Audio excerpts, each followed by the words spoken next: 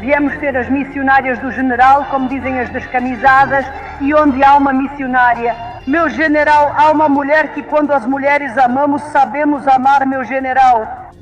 Nós mulheres somos passionais, meu general. Nós mulheres somos fanáticas, meu general. E o Partido Peronista, eu confesso honestamente, é fanático. Seremos leais até o fim, custe o que custar e caiam sem casa. Obrigada.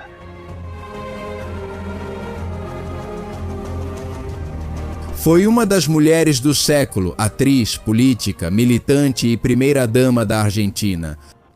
Seus seguidores a chamavam de a porta-bandeira dos humildes ou a mãe dos descamisados. Enquanto os críticos a acusavam de ser uma oportunista, uma manipuladora, uma ditadora sentimental que usava a propaganda para encantar os pobres. Seus discursos, vigorosos e envolventes, defendiam os direitos das mulheres e dos trabalhadores, ao mesmo tempo em que prestavam culto ao seu marido. O presidente, o general, o líder de um movimento de caráter nacionalista inspirado no fascismo de Benito Mussolini. Ela era marcada por uma dualidade. Era uma esposa rebelde, uma súdita submissa, era uma chefe espiritual ou uma líder demagoga. Tanto a amavam que milhões se despediram dela em seu funeral prematuro. Tanto a detestavam que ela foi até torturada depois de morta. Imediatamente lhe dedicaram até musicais da Broadway e filmes de Hollywood.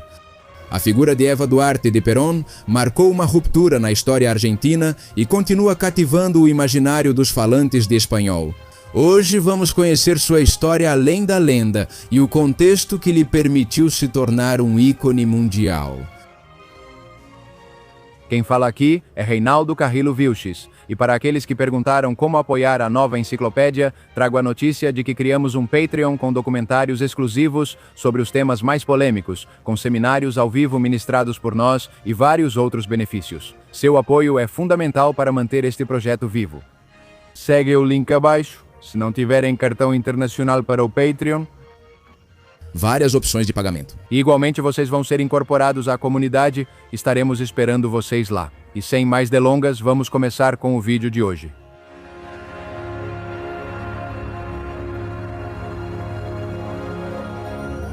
A dualidade de Eva marcou-a desde seu nascimento. Os registros oficiais indicam que ela nasceu em maio de 1922 na cidade de Junín, mas a realidade foi diferente. Sua mãe, Juana Ibarguren, era uma humilde costureira do pequeno povoado de Bragado, no interior profundo da província de Buenos Aires. O pai de Eva, Juan Duarte, era, por outro lado, um estancieiro, um fazendeiro, dono de propriedades, milionário, e um dos muitos políticos conservadores argentinos que, por meio de artimanhas legais, havia expropriado as terras dos indígenas mapuches que viviam em pequenos assentamentos chamados tolderias. Juan Duarte era um homem duro, que levava uma vida dupla, mantinha uma família legítima em Chivilcoy com sua esposa e seus filhos. E ao mesmo tempo manteve por anos um romance secreto com Juana Ibarguren. Em La Unión, uma de suas estâncias ficava perto do povoado de Los Tolos, com Juana Ibarguren. Ele teve 5 filhos fora do casamento. A última deles se chamou Eva Maria, que nasceu realmente em 7 de maio de 1919, com a ajuda de uma parteira indígena e sem a presença do pai. Sob as exigências da lei, Eva foi registrada na certidão de nascimento como filha adúltera. Naquela época, a Argentina era um país rural e pouco povoado, que se expandia graças à exportação de cereais, carnes e lã. E a grande imigração de europeus que há décadas buscavam melhores condições no misterioso continente americano. Eva era de ascendência basca e viveu os primeiros anos de sua vida no campo, entre uma pobreza hostil e as aparições fugazes de seu pai. Mas tudo mudou. Numa tarde de 1926, seu pai, Juan Duarte, deixa que seu sobrinho dirija seu Chevrolet e o carro capota violentamente em uma das ruas de sua cidade, falecendo no ato. Juana Ibarguren, a amante e seus filhos viajaram até Chivilcoy para assistir ao velório de Juan Duarte. Mas a família legítima, ao ver sua chegada, faz um escândalo e lhes proíbe a entrada. Só graças à intervenção de um primo, Eva conseguiu acompanhar de longe os restos mortais de seu pai até o cemitério, sem herança. Tendo perdido seu sustento econômico, Juana Ibargurén e seus filhos têm que abandonar a fazenda. Eles se mudaram para Los Toldos e em 1930, com Eva com 11 anos de idade, se estabeleceram em uma pequena casa na cidade de Junín, ao norte da província. Enquanto sua mãe vendia costuras e seus irmãos mais velhos trabalhavam, Eva pôde frequentar a escola primária e demonstrar ali sua precoce vocação artística.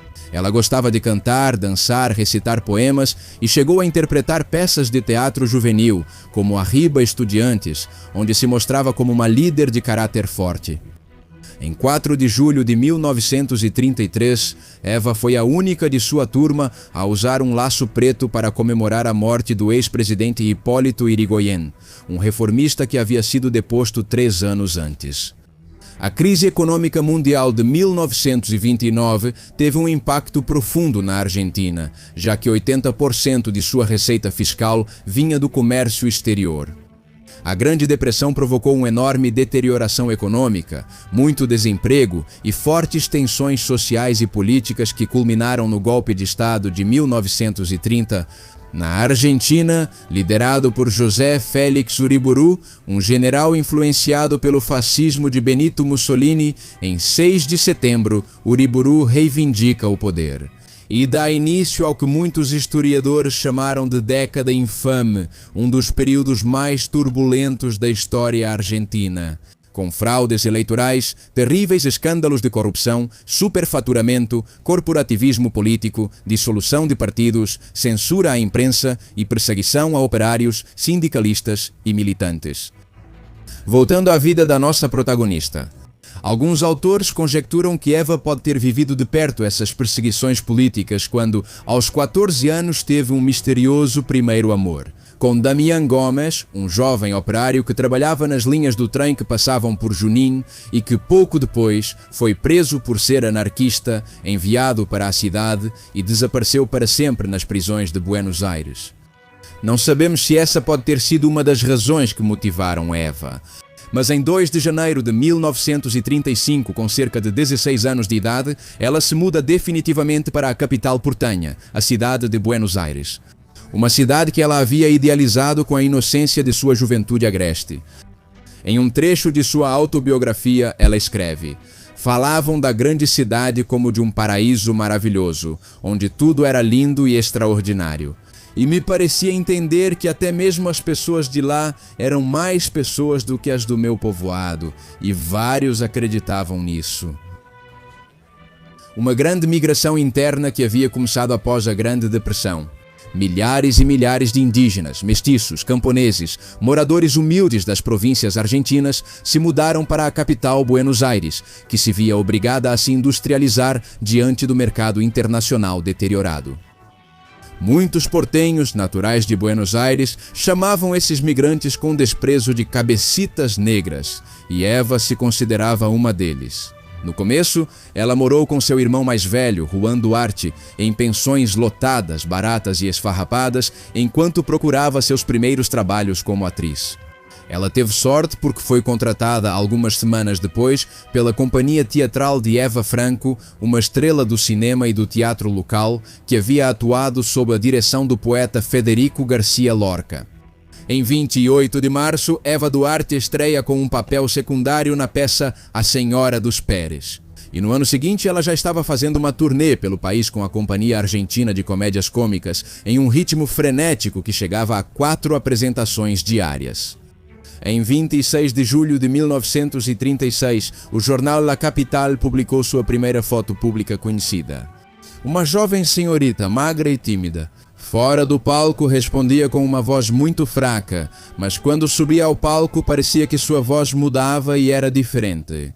Dessa forma, ela começa a aparecer nos radioteatros e chega a protagonizar Ouro Branco, uma peça sobre a dura vida dos trabalhadores do algodão no Chaco. O rádio era então o principal meio de comunicação de massa. Pessoas de diferentes classes podiam ouvir uma variedade de notícias, peças, transmissões de futebol. E a música sentimental dos tangos, que estava em sua época de ouro, sob a liderança de Carlos Gardel e de Aníbal Troilo. Mas o cinema também crescia pela cidade, e Eva Duarte consegue se juntar aos elencos de várias estreias, como Segundos Afuera, La Carga de los Valientes, Uma Noiva em Apuros e O Mais Infeliz do Povo. Em 1943, com quase 24 anos e com uma carreira curta, mas consideravelmente bem-sucedida, Eva já havia conseguido abandonar as pensões esfarrapadas. Ela havia comprado um apartamento no famoso bairro da Recoleta e foi contratada para fazer um radioteatro noturno que dramatizava as biografias de mulheres ilustres e poderosas de todos os tempos. Catarina, a Grande, a Imperatriz Carlota, Primeira Isabel I da Primeira Inglaterra, Josefina Bonaparte, a esposa de Napoleão, entre outras. De certa forma, Eva vai se identificando com essas mulheres do passado. Enquanto o mundo presente passava por uma transformação abrupta, a Segunda Guerra Mundial impactava fortemente o país desde a década infame. A Grã-Bretanha tinha uma influência econômica determinante na Argentina. Mas os Estados Unidos estavam ganhando uma presença hegemônica em todo o continente e no mundo, pressionando as nações americanas a escolherem seu lado. Naquela guerra atroz, a Argentina tinha uma tradição de neutralidade diante das guerras europeias, abastecendo as tropas e os civis ingleses com alimentos sem correr perigo. Tomar partido era se arriscar a que seus navios fossem atacados pelas milícias inimigas das potências do eixo. Entre os chamados aliadófilos, partidários de se juntar ao lado dos aliados, e os chamados neutralistas. A partir dessas diferenças, vai se formando o chamado GOU, o Grupo de Oficiais Unidos, uma sociedade militar secreta dentro do exército, formada por oficiais jovens e nacionalistas de patentes inferiores, que buscava acabar com a cúpula de militares da chamada década infame, que por sua vez estavam associados a latifundiários e empresários estrangeiros. Em 3 de junho de 1943, os generais Arturo Razón e Pedro Ramírez decidem, a partir de Campo Maio, tomar uma decisão disruptiva junto com seus subordinados leais. No dia seguinte, avançam com 8.000 soldados para derrubar o governo de Ramón Castillo. Assim, dessa forma, após 13 anos chegava ao fim a chamada Década Infame, ou Processo de Organização Nacional, como foi chamado oficialmente. Mas os escândalos não terminavam aí. No poder, sucederam-se Razón, Ramírez e Farrell, 3 militares que foram tão controversos quanto os anteriores. Entre suas primeiras medidas, ao chegar ao poder, voltam a limitar as liberdades civis, reprimem opositores e prendem militantes comunistas e anarquistas, que foram enviados para prisões na Patagônia, onde eram torturados com a recém-criada picana elétrica. Centenas deles foram assassinados e jogados em galpões frios e marginais. Talvez a grande e principal diferença em relação ao governo anterior da década infame tenha sido a política trabalhista, inovadora, que, entre outras ações, começa a integrar de forma estatal os sindicatos e grupos de trabalhadores.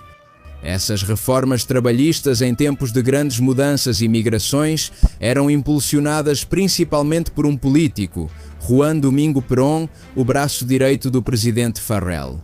Perón era um general astuto e formado, que havia escrito peças de teatro e ensaios e que possuía grandes ambições políticas. Como observador militar na Itália, ele conseguiu estudar e admirar de perto o regime fascista de Benito Mussolini, do qual buscou adotar vários princípios. Para a Argentina, o Estado como órgão diretor da vida nacional, a exaltação do nacionalismo, o apelo às classes populares, diferente dos movimentos conservadores, e o culto a um líder supremo. No caso italiano, ao Grande Duce. Perón entendeu que na crescente sociedade industrial e de massas, a consolidação do poder se alcançava conquistando o apoio dessa grande massa de migrantes internos que vinham das províncias argentinas, e que havia provocado o surgimento de um novo tipo de trabalhador em uma cidade industrializada emergente. Em junho de 1943, foi criada a Secretaria de Trabalho e Previdência, um órgão estatal que conquistou a simpatia de centenas de milhares de operários humildes. Por meio de uma série de medidas inéditas na Argentina, tribunais trabalhistas para disputas com empresários, acordos coletivos, leis para aposentadorias, férias remuneradas, melhorias salariais, indenizações por demissão. e a criação e reorganização de centenas de sindicatos, como a União dos Trabalhadores do Transporte, o Sindicato dos Empregados do Comércio e, especialmente, a Confederação Geral do Trabalho, mais conhecida como CGT. E Perón coloca sua Secretaria do Trabalho como o centro de regulação e de poder de todo esse movimento.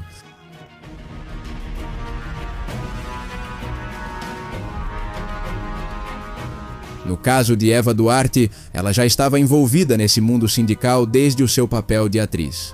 E no final de 1943, com apenas 23 anos de idade, ela se torna a primeira presidente da Associação Radiofônica Argentina, o primeiro sindicato de funcionários de rádio. Foi nessa época que ela cruzou o caminho do general Perón, assim lembrou Juan Perón desse momento. Eva entrou na minha vida como o destino. Foi um trágico terremoto que me fez encontrar minha esposa, e isso não era uma metáfora. No início de 1944, o maior terremoto da história argentina destruiu quase toda a cidade de San Juan, no norte do país, e deixou mais de 9.000 mortos. A Secretaria de Trabalho e Previdência organizou então um evento no estádio Luna Park, em Buenos Aires, buscando arrecadar fundos para as vítimas. Dizem que foi lá que eles se viram pela primeira vez. Eva relembrou sua primeira convicção. A conversa foi assim, abre aspas, conversamos sem parar sobre qualquer coisa. Ele me disse que gostava de mulheres decididas, disso eu nunca me esqueceria, fecha aspas. A diferença entre as duas era clara. Ela, uma atriz cativante de 24 anos, trabalho. E ele, um militar de 48 anos, viúvo e calejado pelo tempo. Mas desde aquela noite nunca mais se separariam. Em menos de um mês, Perón se mudou para um apartamento vizinho ao de Eva, na Rua Posadas.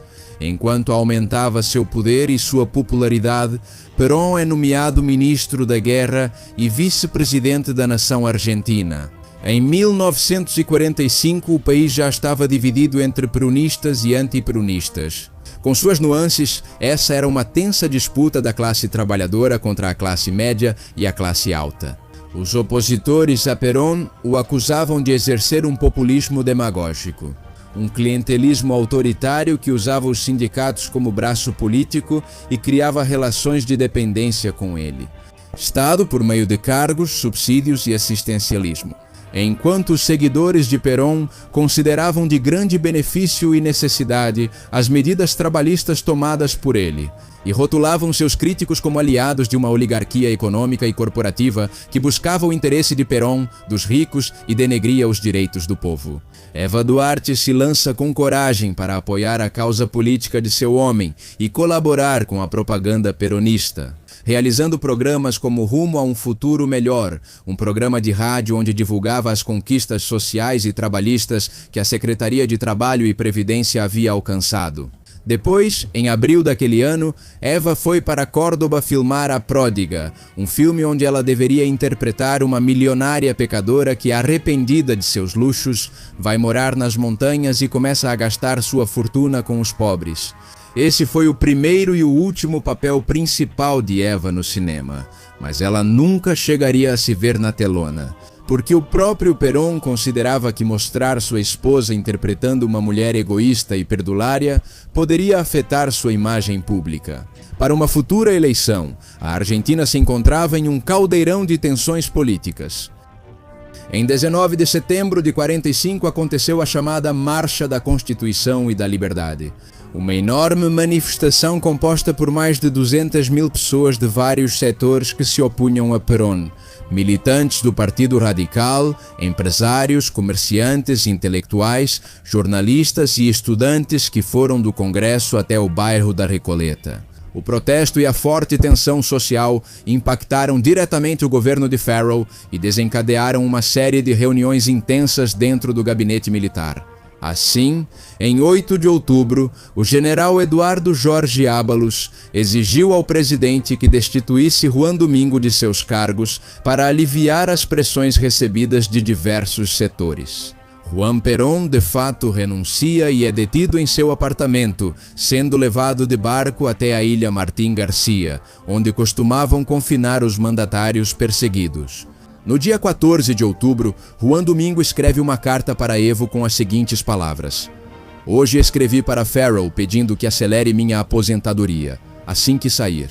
Nós nos casamos e vamos para qualquer lugar viver tranquilos. Alguns acreditam que por um instante Perón teve a intenção de se aposentar para sempre e ir com sua esposa para a Patagônia, mas os fatos acabaram sendo outros. Através de algumas radiografias falsificadas, Perón consegue voltar para a cidade, convencendo-os de que tinha um grave problema pulmonar. E nesse meio tempo vai colocando em campanha todo o seu poder político. Assim, em 17 de outubro, mais de 300 mil trabalhadores lotaram a Praça de Maio, exigindo a liberdade de seu líder, Perón. O calor era tão intenso naquele dia que vários se limparam os pés naquela fonte icônica. Um gesto que indignou muitos opositores, marcou um ícone da história. Desorientados e sem certeza de como resolver aquilo, o presidente Farrell pede a Perón que tire aquela multidão enorme da praça, ao que Perón responde que só faria isso se ele convocasse eleições para o ano seguinte. Dessa forma, junto com uma série de outras condições negociadas de ambos os lados. Por volta das 11 da noite, Perón sai nervoso na varanda da Casa do Governo. Ele pede a todos que cantem, pede que se unam à sua causa, a união dos trabalhadores. A versão oficial deu a Eva um papel decisivo naquela mobilização massiva, que se tornou o mito fundador do peronismo. Mas o fato é que sua participação foi muito limitada. Alguns afirmam que ela estava refugiada na casa de sua mãe, esperando inquieta o encontro ou os resultados do que acontecesse com seu homem. Dessa forma, pouco depois de ser libertado, em 22 de outubro, Perón viaja até Junín para se casar com Eva Duarte, em uma velha casa, com apenas algumas testemunhas. Desde então, Eva abandona sua carreira como atriz e se entrega de corpo e alma à causa de seu marido, acompanhando-o ao longo da campanha presidencial, de quem agora estava decidido a alcançar o mais alto cargo da Argentina. A participação de Eva na campanha era uma novidade no país. As esposas dos políticos costumavam ocupar um papel muito secundário, participando de vez em quando de uma obra de caridade ou de uma cerimônia oficial.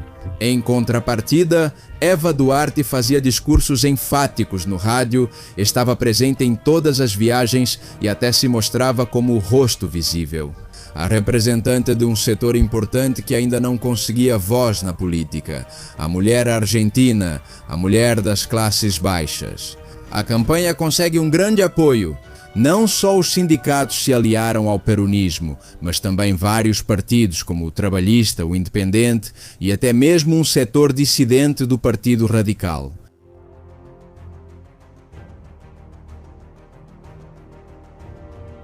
Em 24 de fevereiro de 1946, Juan Domingo Perón se tornava pela primeira vez presidente da nação argentina, com 54% dos votos. Tornando-se primeira-dama, Eva Duarte de Perón busca limpar seu passado como filha fora do casamento e ordena mudar sua data de nascimento e constar como filha de pais casados. 3 dias após a eleição, Eva faz seu primeiro discurso como primeira-dama, proclamando estas palavras: a mulher argentina superou o período das tutelas civis. A mulher deve afirmar sua ação, a mulher deve votar, alicerce moral de seu lar, deve ocupar seu lugar no complexo mecanismo social do povo. Eva tornava-se assim a principal embaixadora argentina de uma proposta que o próprio peronismo vinha adaptando há algum tempo: o sufrágio feminino. Por meio de comícios e discursos no rádio, Eva motivava as mulheres a exigirem seu direito ao voto. E eventualmente isso é conquistado.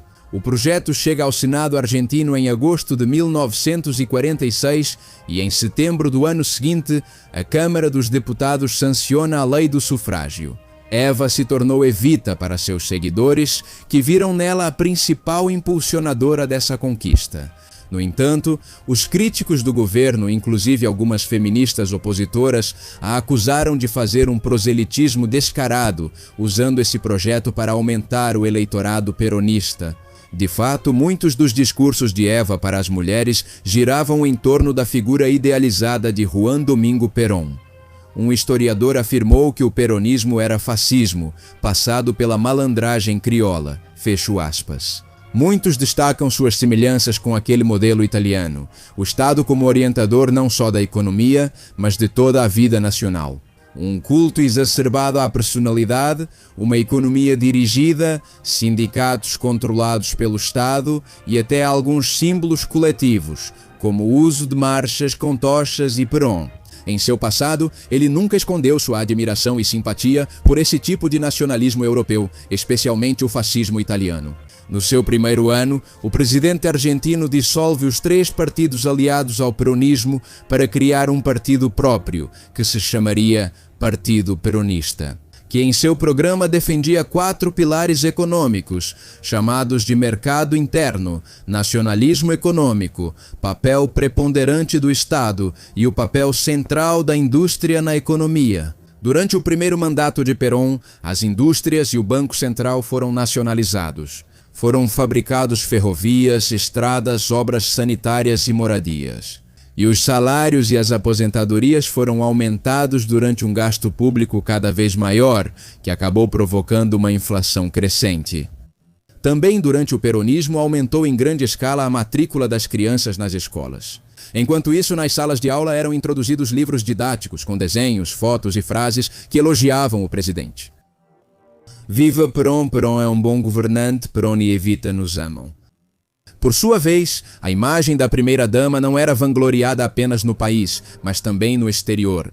Em 1947, Eva Perón fez uma viagem de quase 3 meses pela Europa e pela América do Sul, acompanhada de alguns diplomatas e de seu confessor.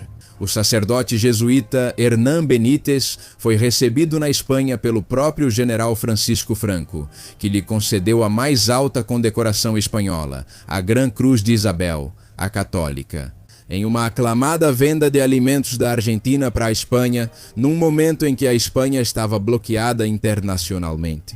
Eva também soube incomodar Franco no Real Mosteiro de El Escorial. Ela se surpreendeu com o tamanho e as dezenas de quartos vazios e perguntou a Franco e a sua esposa, Carmen Polo, por que eles não aproveitavam aquilo para fazer uma colônia ou um orfanato. Eva depois passou pela Itália e pelo Vaticano, onde conheceu o Papa Pio XII, que lhe entregou o Rosário de Ouro e uma medalha pontifícia. Na França, ela recebeu a Legião de Honra. E na Catedral de Notre-Dame chegou a conversar com o Núncio Apostólico de Paris, o Monsenhor Ângelo Giuseppe Roncalli, futuro Papa João XXIII. Mas ela não foi tão bem recebida em todos os lugares, enquanto a revista Time lhe dedicava uma capa elogiosa. A revista France Dimanche publicou de forma pejorativa uma foto dela enquanto posava para uma propaganda de sabão ao lado de outra de Perón e com uma mulher mapuche.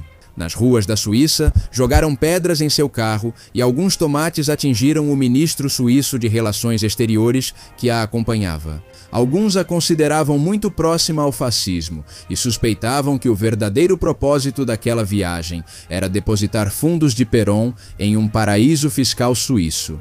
E havia mais surpresas naquela época.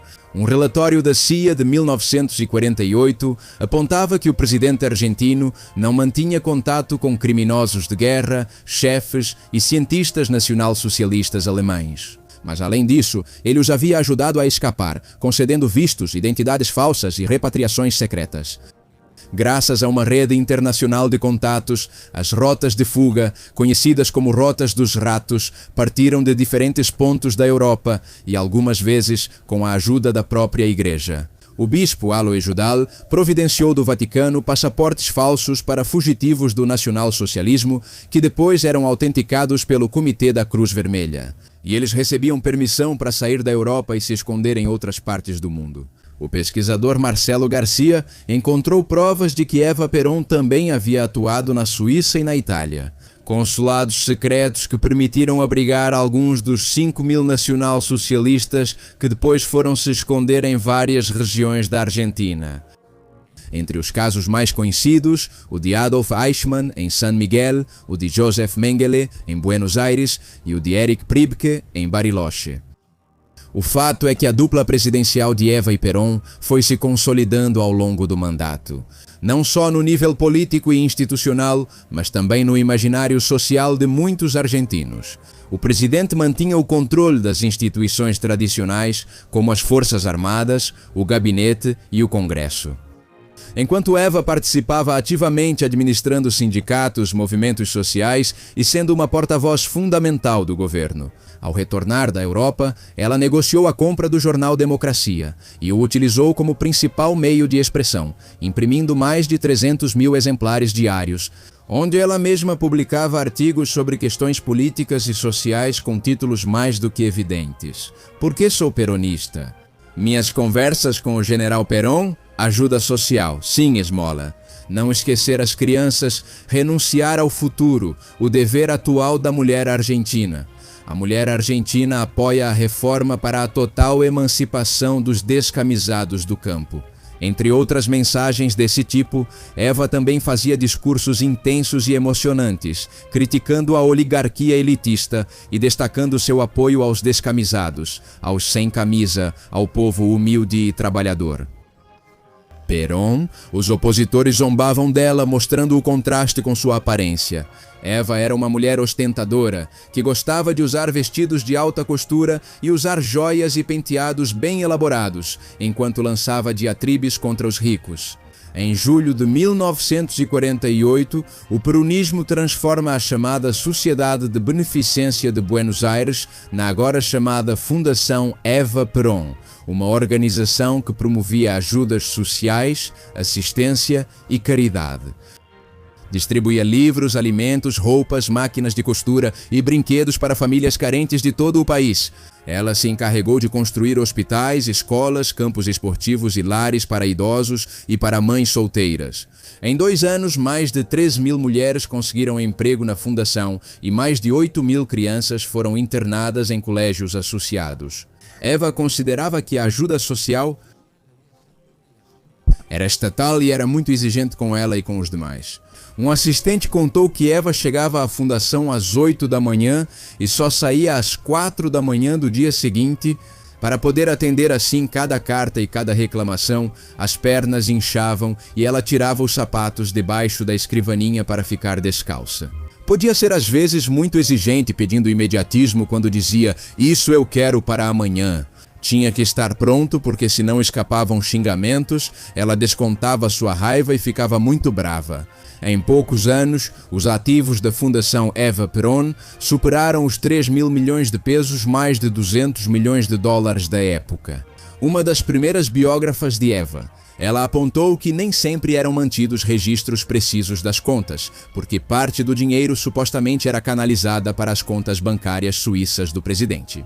A primeira-dama, Eva Perón, era ambiciosa e não se contentava apenas com a fundação. Em julho de 1949, Eva Perón criou o Partido Peronista Feminino no Teatro Nacional Cervantes. Um partido formado apenas por mulheres, que se organizava em bairros, cidades e sindicatos em busca de seguidoras peronistas. Em seu primeiro discurso como presidente, Eva deixou estas palavras: "Nos une totalmente o líder, único e indiscutível para todos. Nos unem os grandes objetivos da doutrina e do movimento peronista. Mas há uma única coisa que nos separa. Nós temos um objetivo próprio, que é redimir a mulher."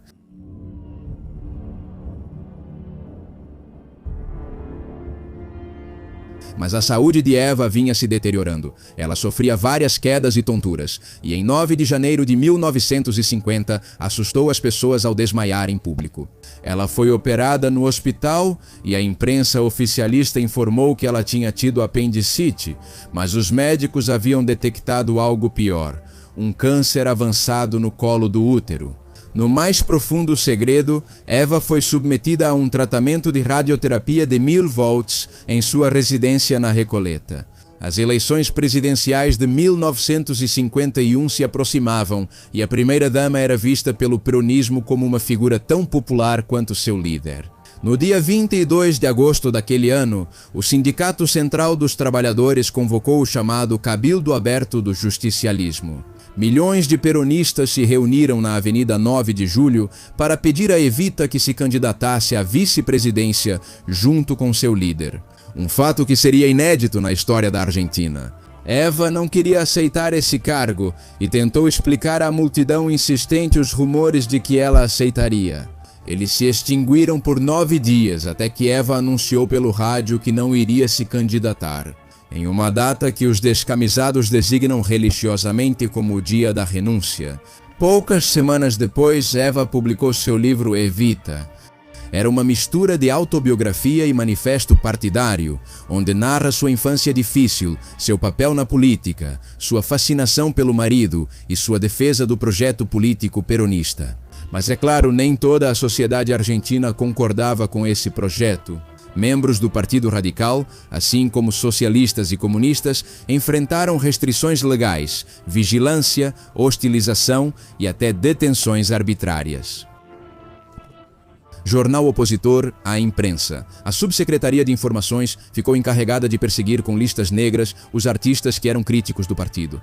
O romancista Ernesto Sábato sofreu a revogação de sua cátedra universitária após publicar um artigo cínico contra o peronismo. O pintor Antônio Berni perdeu seu cargo na Escola de Belas Artes por se recusar a participar de atos oficiais. O paiador comunista Atahualpa Yupanqui foi preso, torturado, exilado, deixando alguns versos sobre essa época como estes. Por mais que me batam, não vão conseguir me dobrar. Eu tenho o corpo na cela e o coração na rua. Inclusive, certos setores militares resistiam ao peronismo. Em 28 de setembro de 1951, o general reformado Benjamin Menendez reuniu efetivos do Exército, da Marinha e da Aeronáutica para lançar uma proclamação. Programa que acusava o presidente de levar a nação ao Brasil a uma falência total de seu crédito interno e externo, tanto no aspecto moral e espiritual quanto no material. Esse grupo de oficiais tentou realizar um golpe de Estado com 30 tanques, mas só conseguiu mobilizar 7 devido a defeitos, e Menendez acabou sendo condenado a 15 anos de prisão. Havia um clima estranho, de entusiasmo e preocupação, as eleições se aproximavam, mas Evita aparecia cada vez menos em público. No dia 6 de novembro, ela foi operada pelo oncologista americano George Pack, no Hospital Policlínico Presidente Perón de Avellaneda. Dizem que em algumas paredes de Buenos Aires apareciam pichações desagradáveis com a frase "Viva o câncer", celebrando a agonia de Eva Duarte. No dia 11 de novembro, a primeira-dama votou convalescente da cama do hospital. Na primeira eleição da história argentina com o voto feminino, Juan Domingo Perón venceu com impressionantes 63% para iniciar assim seu segundo mandato. Mas ele não pôde comemorar. Na intimidade, Eva era uma sombra do que já foi. Estava abatida, pálida, esquelética e carregava um cansaço atroz. No dia 1º de maio de 1952, Dia do Trabalhador, ela fez seu último discurso para se despedir de seus queridos descamisados. Eu não valho pelo que fiz, eu não valho pelo que sou, nem pelo que tenho. Eu tenho uma única coisa que vale. Eu a tenho no meu coração, ela queima na minha alma, dói na minha carne e arde no meu ser. É o amor por esse povo. Se esse povo me pedisse a vida, eu a daria cantando.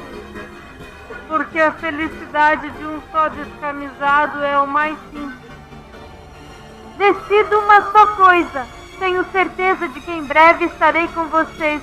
Mas se por acaso não puder estar por causa da minha saúde, ajudem Perón. Continuem fiéis a Perón como até agora.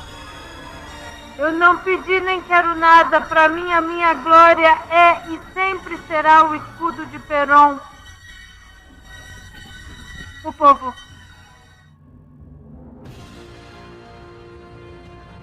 Nesse ambiente, Perón concede a Eva Perón o título de líder espiritual da nação argentina. E na posse presidencial, ela estava tão doente que precisava usar uma estrutura de gesso e arame debaixo do casaco para conseguir ficar de pé. A lenda conta que o presidente supostamente teria feito uma lobotomia nela nas últimas semanas para aliviar a dor que ela sentia após essa lenta agonia. O fato é que Eva Duarte de Perón morreu em 26 de julho de 1952. Em uma noite fria e chuvosa de inverno. Segurando em sua mão a medalha pontifícia, tinha apenas 33 anos de idade.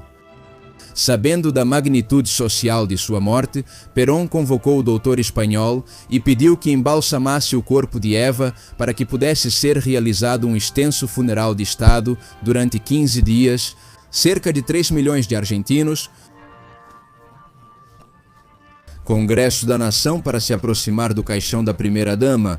O velório foi de partir o coração. As pessoas, especialmente de muitos setores humildes, choravam e desmaiavam como se fosse um parente próximo.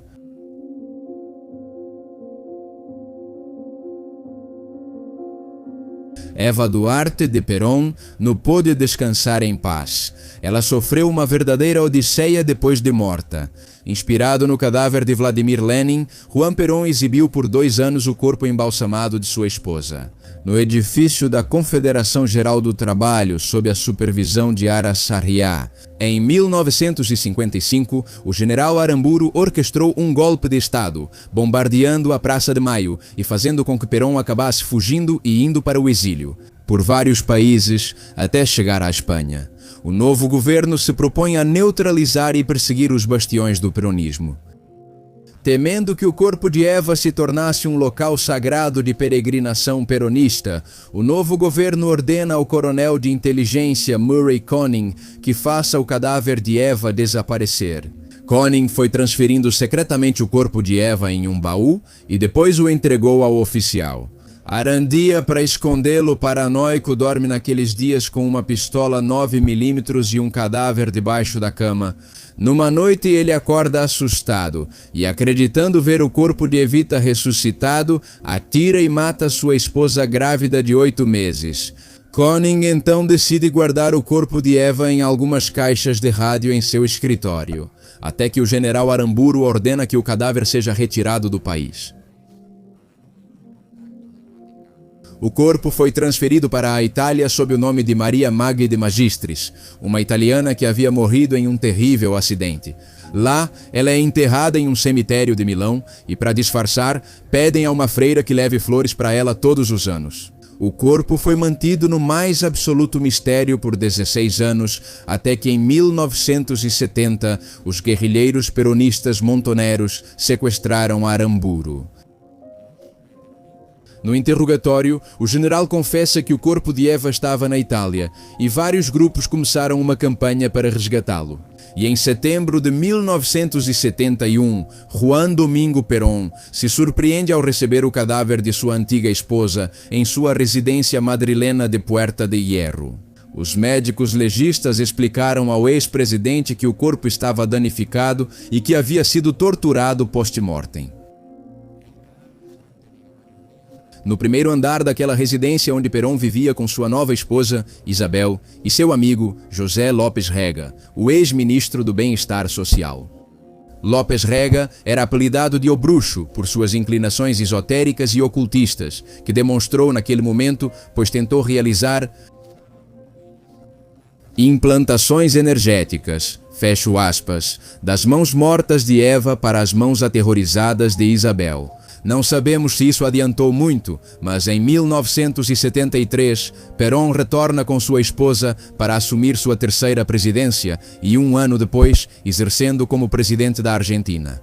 Juan Perón falece no cargo, assumindo a presidência a vice-presidente da República, sua esposa Isabel de Perón. A intenção dos peronistas era reunir os corpos de Eva e de Juan Domingo em uma cripta na residência presidencial de Olivos. No entanto, em março de 1976, irrompe uma nova ditadura na Argentina, sob a liderança de Jorge Rafael Videla, que pediu, abre aspas, que tirassem essas múmias da residência presidencial. Os opositores mais radicais ao peronismo propuseram queimar o cadáver de Eva, jogá-lo no mar ou dissolvê-lo em ácido, mas para não gerar mais problemas. Foram até o cemitério. Alguns acreditavam que Eva carregava uma maldição, porque o motorista da ambulância que levava o caixão sofreu uma parada cardíaca no caminho, bateu de forma brutal e não conseguiu sobreviver. A odisseia daquele cadáver foi tão incrível, tão cheia de mudanças, tão trágica, que o escritor Tomás Eloy Martínez dedicou a ele um romance chamado Santa Evita. Os restos de Eva Duarte de Perón descansam no mausoléu da família Duarte, dentro do cemitério da Recoleta. Mas seu legado controverso e emblemático persiste. Lenda ou realidade? Ela se tornou um símbolo de duas faces. Uma líder feminista admirada e a esposa leal de um autocrata, uma incansável defensora dos direitos sociais e a porta-voz de um governo populista. Uma protetora dos humildes e uma ativista do racionalismo exaltado. Eva foi talvez todas elas e talvez tenha sido mais. Muito obrigado a todos por terem assistido a este vídeo. Lembro que vocês nos dão um grande apoio, deixando seus comentários, dando like, se inscrevendo no canal, compartilhando o vídeo com todos os seus conhecidos e ativando o sininho para receber as notificações. Quem falou com vocês foi Reinaldo José Carrillo Vilches. Isto é a Nova Enciclopédia. Como sempre, agradecemos todo o seu apoio e muitas bênçãos para todos.